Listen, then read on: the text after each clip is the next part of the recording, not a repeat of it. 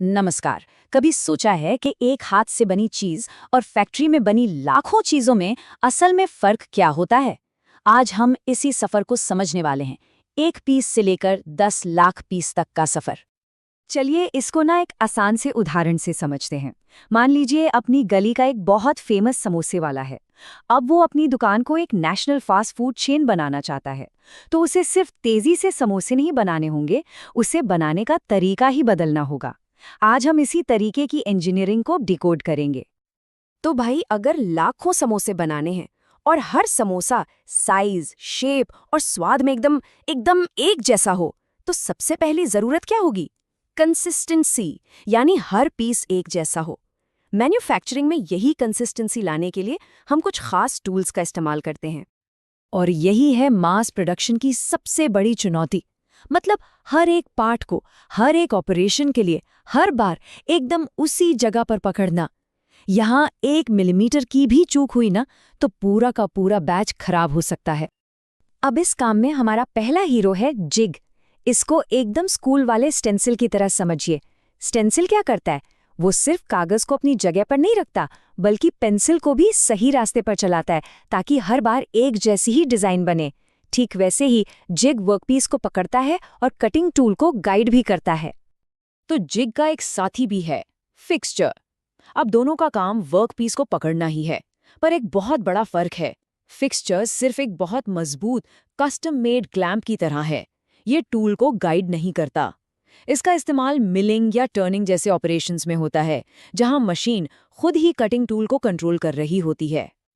अच्छा, तो किसी भी चीज को स्पेस में एकदम परफेक्टली टिकाने का एक गोल्डन रूल है। इसे कहते हैं 3-2-1 प्रिंसिपल। ये बड़ा मजेदार है। जैसे 3 टांगों वाला स्टूल कभी नहीं डगमगाता, है ना?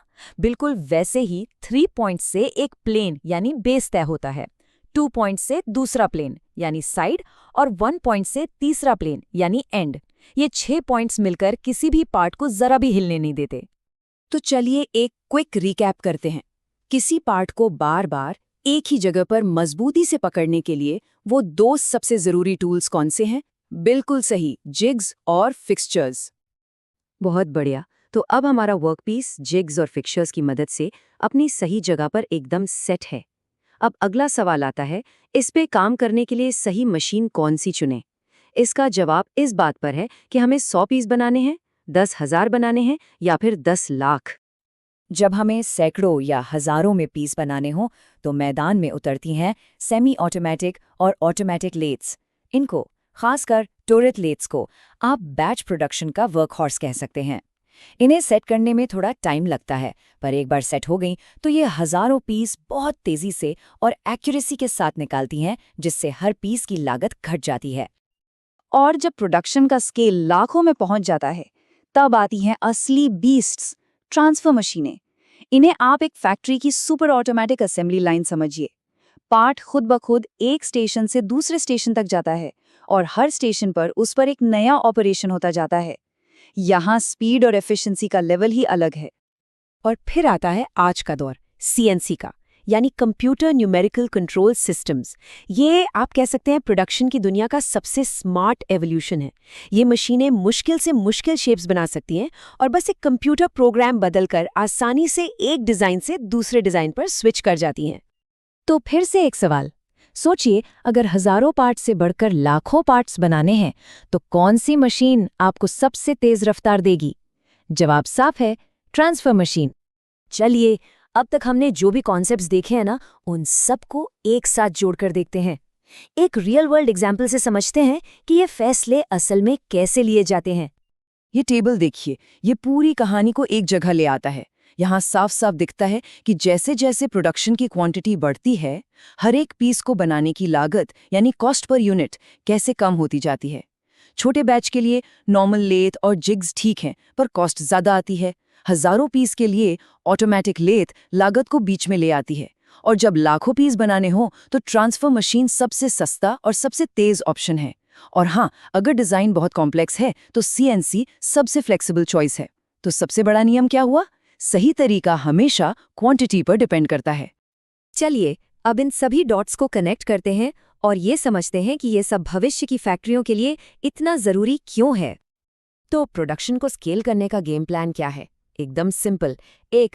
कंसिस्टेंसी के लिए जिग्स और फिक्सचर्स, ये नींव हैं। 2. हजारों पीस के लिए ऑटोमेटिक लेथ्स। 3. लाखों के लिए ट्रांसफर मशीन की पावर। और 4. कॉम्प्लेक्स डिजाइन के लिए सीएनसी की इंटेलिजेंस। और इन सब का गोल्डन रूल, सही तरीका हमेशा क्वांटिटी ही तय करती है। एक बहुत ही मजेदार कोट है वॉरेन बेनिस का। अब इसका मतलब ये बिल्कुल नहीं है कि इंसानों की जरूरत खत्म हो जाएगी, नहीं, बल्कि ये कि ऑटोमेशन का रोल कितना ज्यादा बढ़ने वाला है।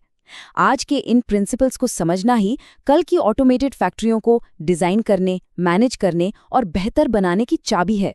ये सिर्फ मशीनों की कहानी नहीं है, ये सिस्टम थिंकिंग की कहानी है। और यही सोच आपको AI ड्रिवन मैन्युफैक्चरिंग और भविष्य की किसी भी टेक्नोलॉजी को समझने में मदद करेगी। और जाते जाते आपके लिए एक सवाल छोड़ जाता हूं, सोचिएगा इस पर। 3D प्रिंटिंग और AI से चलने वाली स्मार्ट फैक्ट्रियों की दुनिया में किसी पार्ट को होल्ड करने, कट करने और स्केल करने के ये जो फंडामेंटल प्रिंसिपल्स हैं, ये कैसे लागू होंगे? इस पर जरूर सोचिएगा, क्योंकि यही तो इंजीनियरिंग का असली सार है, बुनियादी उसूलों को नई टेक्नोलॉजी पर अप्लाई करना।